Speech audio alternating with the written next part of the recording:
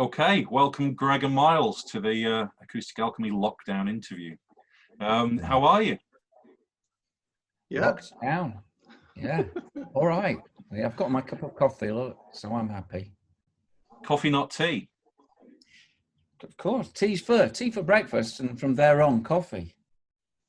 Greg, what's your routine?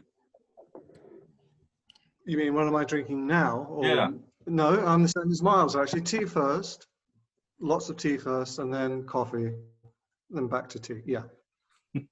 Bookend. Although actually, the tea supply, I don't know about you, Miles, but not being able to go to shops, because of being sort of got very hairy isolated. for a bit.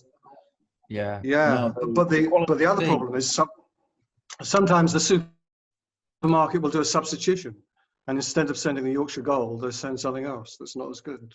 Yeah. Well, if it's not Yorkshire Gold, it's not good enough. See, I have a secret supply of regular Yorkshire tea for when the Yorkshire Gold runs out. That only gets used, if somebody I don't like comes round, basically. That's how we can surmise in future. Yeah, if somebody comes around and I make you a cup of non-Yorkshire Gold really tea. dodgy tea. Yeah, yeah. It's my little way. So what are you up to during lockdown? What have you been doing the last few weeks or months? I guess it is now. Greg, over to you. Yes, months, isn't it? It kicked off sort of towards the end of March, and I just locked down. I mean, initially at first it got a bit scary because the government was saying you don't go out, be very careful, and so suddenly there was a lot of kind of panic buying, and I mean it was ridiculous, wasn't it, Miles? I mean, people were just sort of hoarding loo paper, and I mean all sorts of crazy things, and then you just kind of, I suppose, just got into a routine, really. I mean, bit of practice. Actually, I've taken up gardening. Have you? I have, yeah. Actually, I enjoy it, and I suppose because this is going to be the first year, because we're not touring, that I'm going to actually be able to see from seed. You're going to harvest the fruits of your labours. Yeah, exactly, yeah. What are you growing? What plants have you got going?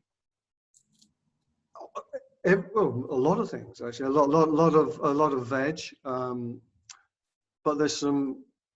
It's dangerous, I have to say. I mean, there's a lot. I looked out the other day and there's this squirrel eating my lettuce. Yeah. You've got history with squirrels, though, haven't you? Yeah. These are the. I'd grown them from seed, and they're just looking beautiful. And this. Yeah. I never would have thought squirrels like lettuce, but anyway.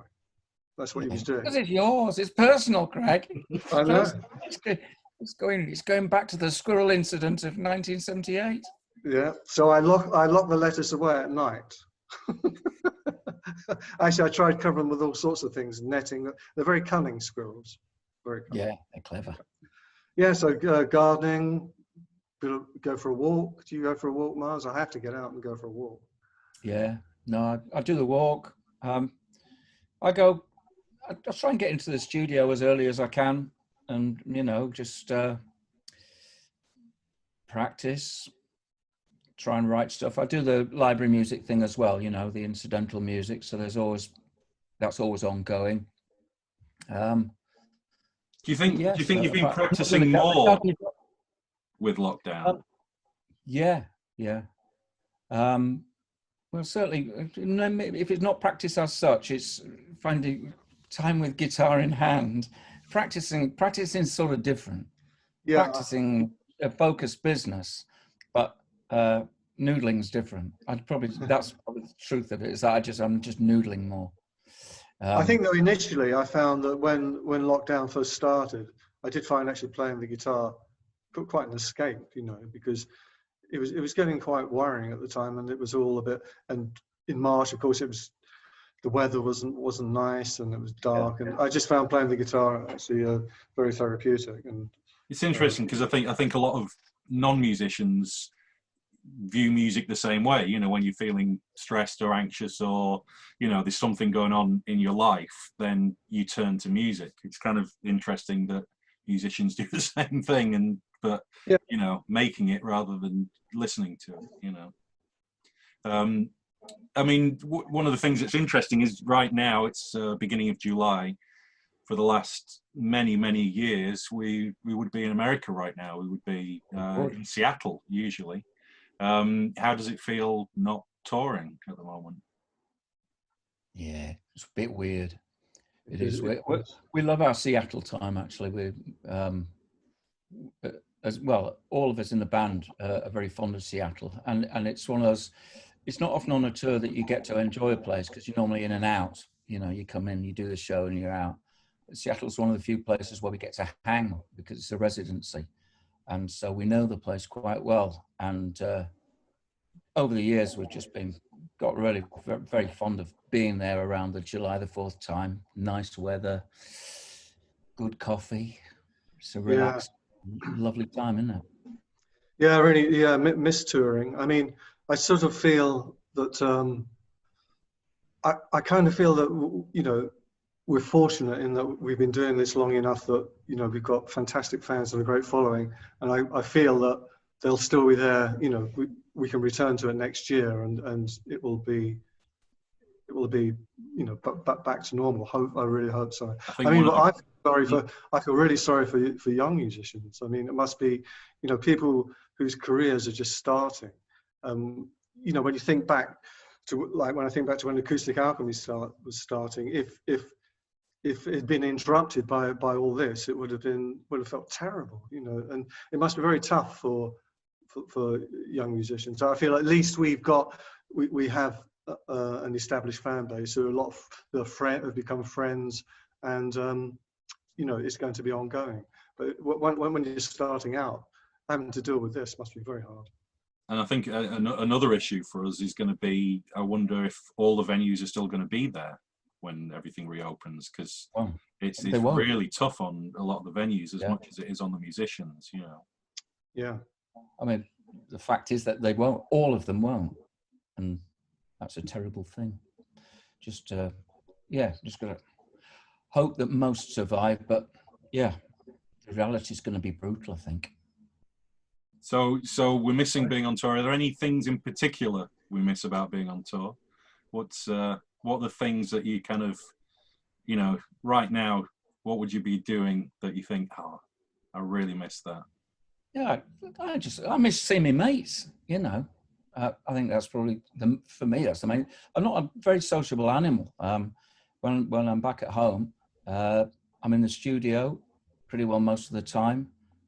I'm not looking out to see my old folks, but that's it. So the band are also my mates, you know. Yeah, I mean, it's being on tour is I mean, obviously we all love it, and also it's a very special thing, isn't it? Because that's all you're doing. You're just away. You're just focusing on you get up, you know, your breakfast, sound check, and do the gig. I mean, that's you kind of all the other things, all the other worries you might have, or all the things that you have to do when you're at home, you know, tending to you don't have to do because it's a very singular occupation, and it's great. It's almost like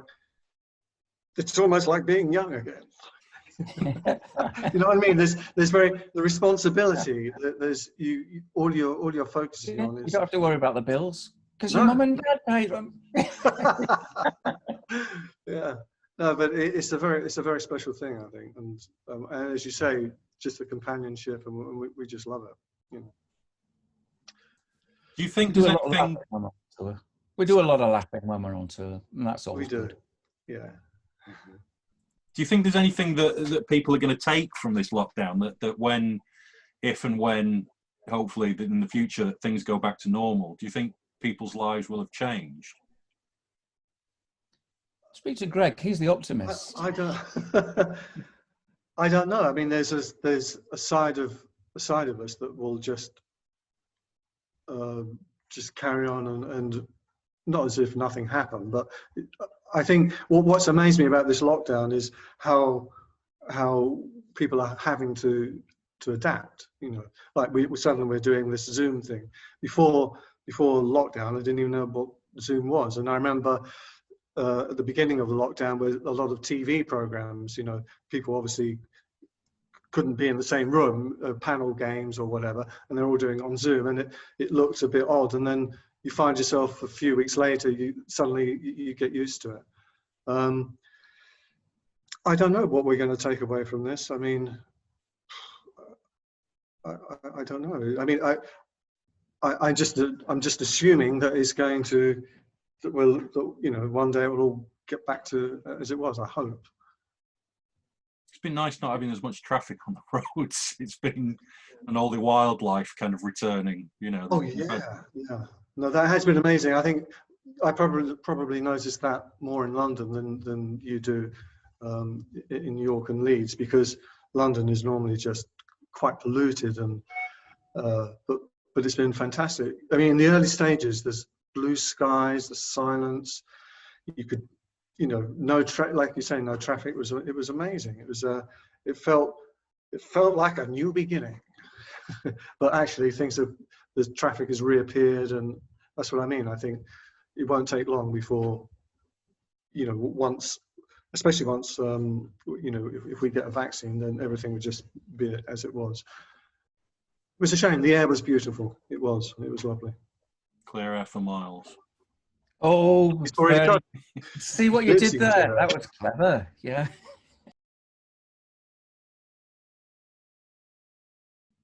So one of the questions we get asked a lot about, both sort of on the internet and at gigs, is the song titles, where song titles come from. I guess it's an interesting thing, naming a song when there's no lyrics in it. So what I thought is we'd go through some of the titles, and you can tell us what they mean, where they come from. So let's start with Mr. Chow.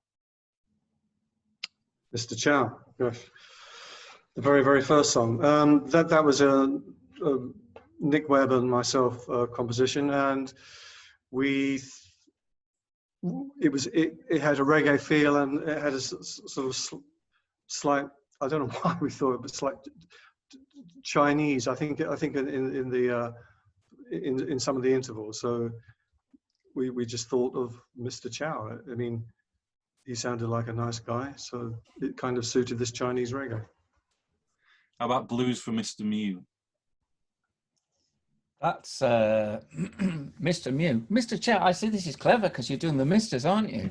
Get the misters out of the way first, yeah. Yeah, before we get on to the misses. and then obviously, why haven't you got any misses? Right. Mr. Mew is actually Mr. Walter Becker. That's who he is. And Mr. Mew, it's a sort of shorthand for a type of chord that the Steely Dan boys use a lot in their compositions. It's a cool chord. What is the chord for the musicians in the audience? I seem to remember, I know how to play it, giving it a name. I seem to remember it's a sort of add 9, no third. It's an altered chord. And I don't know why it's called a Mew chord. I forget what the word Mew is. Mew a letter of the Greek alphabet or something? I'm not entirely. It is, yeah. I'll be getting into deep water here. But anyway, yeah. And we wanted to honor him after he passed, because we love Steely Dan massively. So we'll go from the misters to the misses. What about The Girl with the Red Carnation? Right, well, this is a Nick Webb composition, and when he had his first date with Kay, who later on became his wife, I believe that they hadn't met, and it was that sort of thing you see in films where he said to her over the phone, "Look, I'll meet you on Waterloo Station and wear a red carnation so I know who you are." That was Nick. He was always the romantic. Yeah, absolutely. Yeah. And, yeah, with a red carnation. Good. The 14 Carat Cafe. Back to Seattle. Yeah, back to Seattle. You're Yeah. there right now. Yeah. 14 Carat Cafe is just down the road from where we stay. We stay while we're there. We always stay in a condo that belongs to the club that we play in. The club is Jazz Allen. They've got this lovely condo in a hip sort of part of town, just near the lake, East Lake, and 14 Carat Cafe is the joint where you can go get your breakfast. Yeah. And it's just, the locals go there. It's a little slice of Seattle. It's lovely. It's Yeah. fantastic, isn't it? And we've been going there for years. I remember when I first started going there, I'd have the full breakfast, absolutely everything. And as the years have rolled by, I think Can't face it. Just bring the piece of toast and a little porridge. Yeah. How sad. But it's the same price. Yeah. Yes. So continuing with the theme then, Coffee with Manny. Oh, yeah. What a great guy, Manny. He's where we record in Germany at Hansa House Studios. Manny is we record with a guy called Klaus, and Manny is has been with Klaus for a long time. Knows Klaus has known him for a long time, and he has what's called Studio B, and Klaus has Studio A. But they have this kind of communal area, don't they? And he's such a lovely guy. And every morning he would hear Miles and I come running up the stairs, and he'd have the coffee. He'd switch the coffee machine on, and this is espresso we're talking here. Yeah, and it was just the best. And he would make every day. He would make us some coffee, and lovely guy, really nice guy. Miss going there. Yeah. Carmen's Man. So Carmen's Man, this is another one, a tribute to Chuck Loeb, who again passed all too soon. Carmen's his wife, and when it's just that you want to sort of say more than here's one for Chuck. You know, one for Chuck would have been easy, but you want to sort of make them more personal than that. So we called it Carmen's Man. Chuck was a lovely guy, so immensely talented, and we had a great time with him when he came to produce some of our tracks at the studio in Germany that Greg was just talking about at Hansa House. So it was won't forget it. It was great. He's a cool guy, sweet, and absolutely mentally talented. I mean, phenomenal guitarist. Yeah. Throwing, we said to him just he was on his way to the airport. Oh, I'll just try a solo on this, and it was I think it was the track Milo, and he literally just picked his guitar up, he just threw it down. He said, "Am I plugged in?" Threw down the solo, put the guitar in its case, and the solo's the one you hear on the record. Yeah, brilliant. We'd still be there now, tracking the same one, you and I. Yeah. The Better Shoes. The Better Shoes. This was to do with John Shepp, wasn't it? Great story. Yeah. What was that? He used to wear those shoes. He used to wear those shoes on stage, and they were flashy. Right. He was the drummer. He drummed with us for a while, didn't he? Yeah. And those they were dress shoes, weren't they? Sort of like a snow leopard print on top, but with they're sort of like a spat shoe. I mean, they were really dressy. And apparently the story goes that he'd just gone backstage for a smoke or something, and the bouncer was standing there, proper smartly dressed bouncer, just looked down, said nothing. But after a moment or two, just looked at him and looked at his shoes, and all he said was, "The better shoes." That's right. Yeah. That was a very American extra, because we wouldn't say that over here. No. You see, I heard, I heard it from my dad, so no Yeah, it would be guarantee of truth. but the same story, but the bouncer looked at him and said, "Good gig, better shoes." Yeah, I think that's right. Yeah. No, he called them the better shoes because that's an American expression. Yeah, right. There you go. That's it's like what we'd say was like your Sunday best, but it's more. Again, I'm going to get shot down in flames with this because I got it all wrong. But I gather it's an American thing to say they are the better shoes. So here's one definitely for Greg: The Beautiful Game. Yeah, The Beautiful Game. That was this was the first CD that Miles and I did. Beautiful Game. It's still a great favourite of mine, actually. I always remember coming up to your previous place in York, and you had, and compared to the studio you've got now, it was so pretty basic, but it kind of worked, didn't it? You know, and we did all that stuff there. Really. Did we not start? I thought we started. Now, sorry to contradict, but did we not start in London? I think we started in London. Did we? Maybe I'm wrong. Maybe I am. Oh, I thought maybe it was York first. Yeah, I think so. But anyway, The Beautiful Game. That whole album was from that period. But of course, The Beautiful Game is refers to football, soccer.